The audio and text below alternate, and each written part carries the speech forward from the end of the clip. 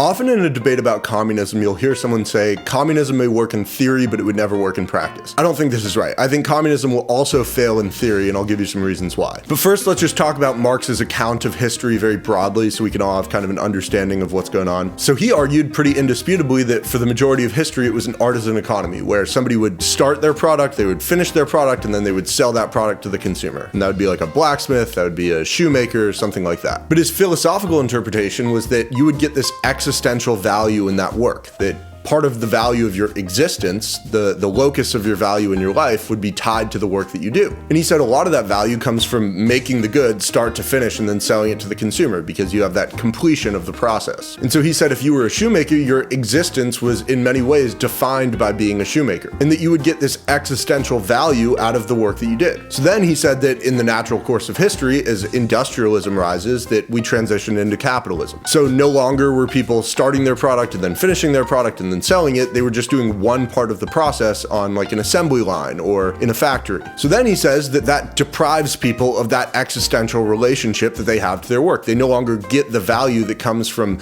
starting and finishing the good that they're selling to the consumer, and that people don't get the same value from identifying as an assembly line worker. So now the purpose of your life is just to get more money. And his point is that inevitably capitalism leads to the creation of these two classes, the bourgeoisie and the proletariat, and that they inevitably conflict with one another, and out of that conflict would rise communism. And the philosophical premise here is that under communism, your value is not individual accumulation, but community accumulation. Community, communism, you get the idea. And that makes some sense. I'm sure in small communes, it really tends to work. But here's my criticism of the idea. It doesn't scale, meaning as the population grows larger than a small commune, that it will stop working. Think about it. If I'm in a small community and I know everybody and my neighbors are holding me accountable, the incentive to not be a freeloader is super high, and the incentive to work hard is also super high. Conversely, if you're in a community of like 200,000 people, like a mid-sized town, the incentive to not be a freeloader is much lower because you know a much smaller percentage of the people in the town. So here's another example. So if you're in a small commune and say you're like a banana farmer, and the work that you do in a day means that everyone in the town gets 10 bananas and they need those bananas to eat, you're gonna feel a ton of incentive to do that work because people need to eat, and you wanna make sure that your friends, all of whom you know, will get their food for the day. Now think of the other side of the example. If you're in a town of 500,000 people and your work in a day means that everyone gets 0.0001 bananas, it's not going to matter that much if you don't show up for work for one day. You don't know everybody, and it's a relatively small amount of food, and there's just not that much incentive the way that there would be if everyone was counting on you. And this is my point, that as we expand the population, the accountability that you feel is significantly reduced because it's harder to see the fruits of your labor. And this is why many people say capitalism is key. You know, say it's a rainy day, you're feeling bad, you got to wake up early, go out and pick bananas. Are you going to feel more compelled to do that if you know that everybody's going to get 0.0001% of your bananas, or if you know that in order to put food on the table for your family tonight, you have to go out and work? And so people say that individual accumulation is just a more compelling incentive when the populations get that much bigger. And you may say, well, it's not that big of a deal if some people freeload. And what's the problem with underproduction if only one person takes the occasional day off? Well, the problem is that that's when the governments start instituting quotas, which is what's happened historically. You can see this in like Soviet Russia and China under Mao, where they would put in quotas for the amount that you had to produce, and if you didn't meet that quota, you go to prison. And I guess this could be a theoretical reason why communism does lead to authoritarianism, instead of just, oh, all of the communist places that have tried it in the past have ended up being authoritarian, that actually it does inevitably lead to some amount of authoritarianism because people will freeload and then they will face quotas and then they will go to jail. And I wanted to focus on this argument because I think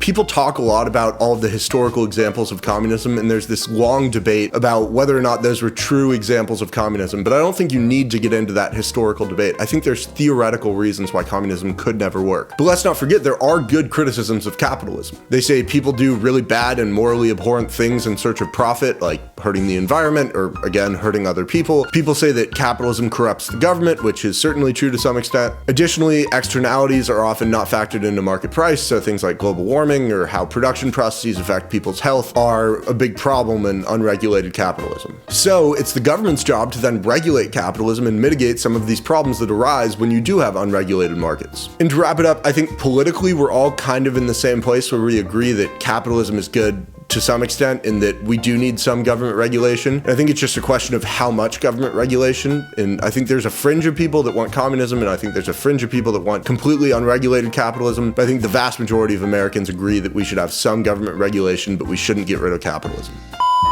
All right, guys, this has been the first Mealtime News discussion of just a broad topic. I hope you guys enjoyed. I don't know if you can tell, new set. I got a new background, trying to improve the show, trying to improve what we do. Also, kind of changed the format of the channel a little bit. So now I upload a short every day, just like a 1 minute or less video that talks about some news story of the day. And then I'll do these kind of longer form videos, maybe once or twice a week. Gonna experiment with different setups of how often I upload videos and what kind of videos I upload. So hope you guys enjoy. Once again, thanks for watching. Always appreciate the people that watch. I think we're north of 100 subscribers now on YouTube, which is big news. I think north of 50 followers on TikTok. So need some work there, but we're working on it.